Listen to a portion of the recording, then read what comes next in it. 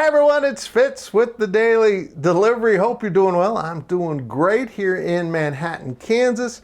Please subscribe to the YouTube channel that you're watching this on. If you're watching it on YouTube, please hit the subscribe button. It helps us out quite a bit, boosts our algorithm so we can reach more peeps just like you. Hey, the Pac-12 Media Days are underway out in Los Angeles. Ironic. USC and UCLA are there, of course. They're still in the Pac-12 for another year or two before they head off to the Big Ten.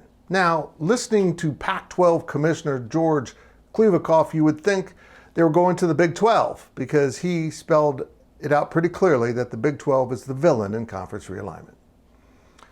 The Big 12, that now is missing 6 of its original members because other conferences have poached them, is the villain. The Big 12, which hasn't invited any Pac-12 institutions to my knowledge at this point, is the villain.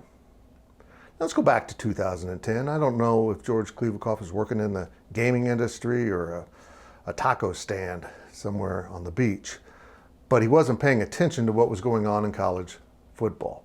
Back in 2010, the Pac-12 made a power play, and they almost pulled it off. They invited 5 Big 12 schools and Utah to take their number from 10 to 16.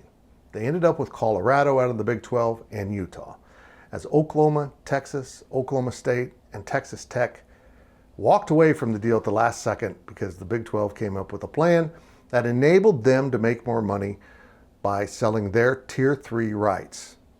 It was a great move by the Big 12. And really, those teams, those schools, dodged a bullet by not joining the Pac-12, which is a conference on decline, and it has been for quite a while. And losing their 2 LA schools is awful. They're headed to the Big 10. But George Kliavkoff decided it was the Big 12 that's at fault. I can't quite wrap my mind around how the conference that started all of this nonsense has tried to destroy the Big 12 in the past, suddenly turns the Big 12 into the villain. Last year, the Big 12 suffered the loss of Oklahoma and Texas, and people in the national media, Stuart Mandel, seemed to dance on the grave of all the other Big 12 institutions, that the conference had no value, no worth.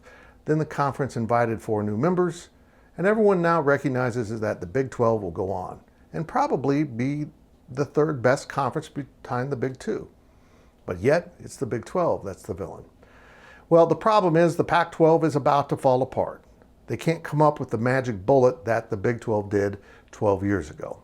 And what's going to happen is some of those Pac-12 schools will apply to the Big 12 for membership. We'll see what happens with the Pac-12. I hope they survive in some way, but it's not the Big 12's fault if they don't.